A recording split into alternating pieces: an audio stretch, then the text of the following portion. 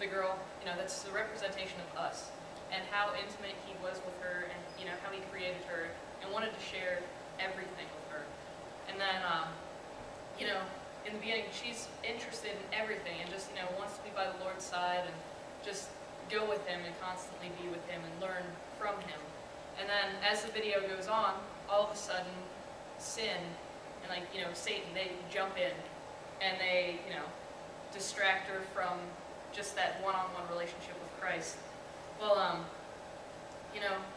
Satan uses things like he tempts us with what we think we want and need in our lives. The girl, wanted that one-on-one relationship which she had with God, and then here's this guy, that steps in, and that was her main focus. And then he left her.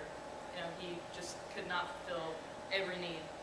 And nothing in this world can fully satisfy us other than Christ, the one-on-one relationship, because from the beginning, that is what we were made for. That's our purpose, to have a relationship with God and lead others into that, because we've fallen so far from it.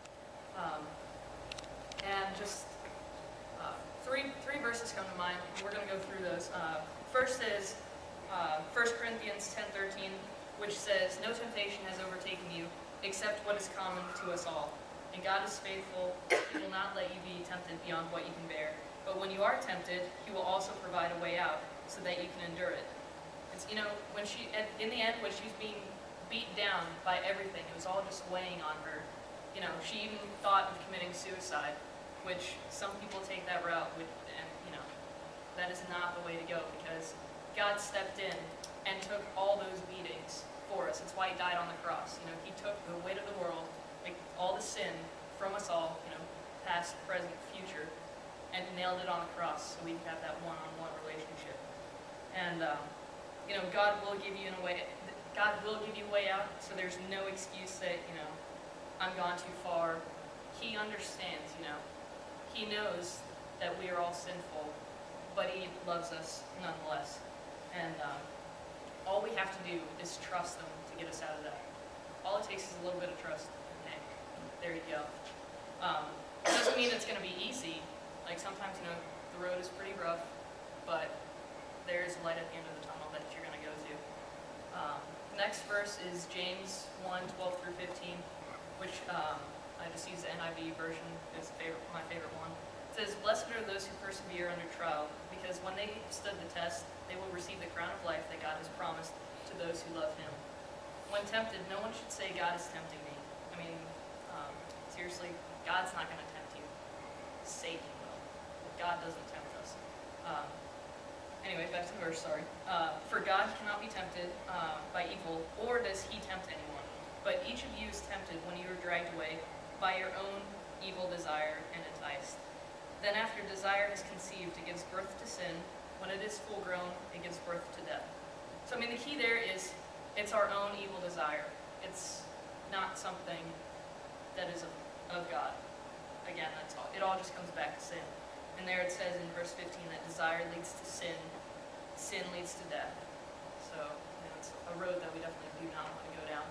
And growing up, especially being teenagers, there's so many things you face, and that is just kind of thrown into your life from the world. Whether it be boys, drugs, alcohol, all kinds of stuff. It's hard, and peer pressure. You'll think that, hey, everyone's doing it, so why shouldn't I? I know it's hard, but being that one person to say no, you're going to affect so many people around you, because they're going to think back and be like, I don't know why, but there's something different. And they're going to see that difference, and then they're going to start wondering about it, maybe even talk to you. And that'll give you a chance to tell them about Jesus and your relationship with Him, and how they can have everlasting life. So anyway, pretty much what that comes down to is we probably shouldn't put ourselves into situations where we can be tempted.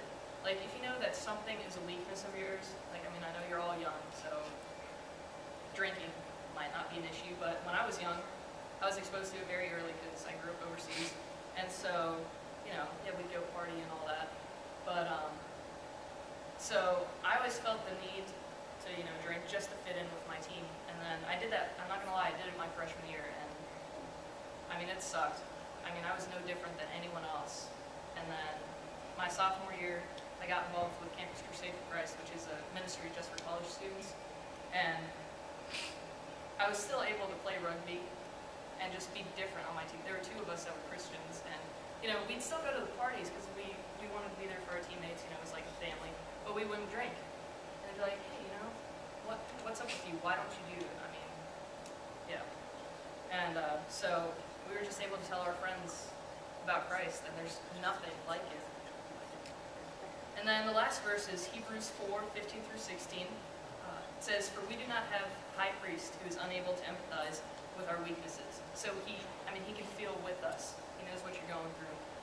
But we have one who's been tempted in every way, just as we are. Yet he did not sin.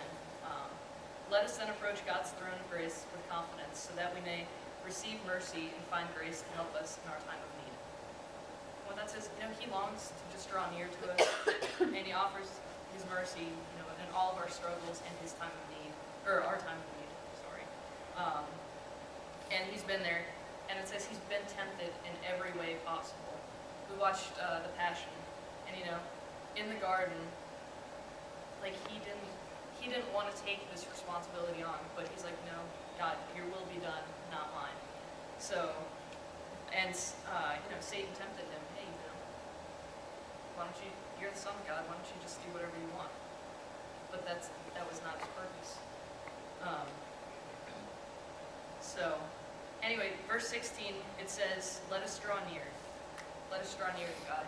And my question for you is, how can we do that? What we're going to do is, for a little bit, for, I don't know, like 5 to 10 minutes, we're going to break off into girls over here, guys over here. I hope you all know your girl or guy. If you don't, we'll help you out.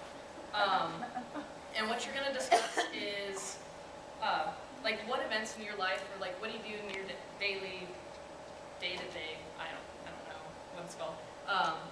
What draws you near or pushes you away from God? It can be anything from friends, sports, school, whatever. So we're just going to discuss that. Again, if you're a girl, go over yonder. If you're a boy. And David and Brian, you guys got the guys. You have female. No.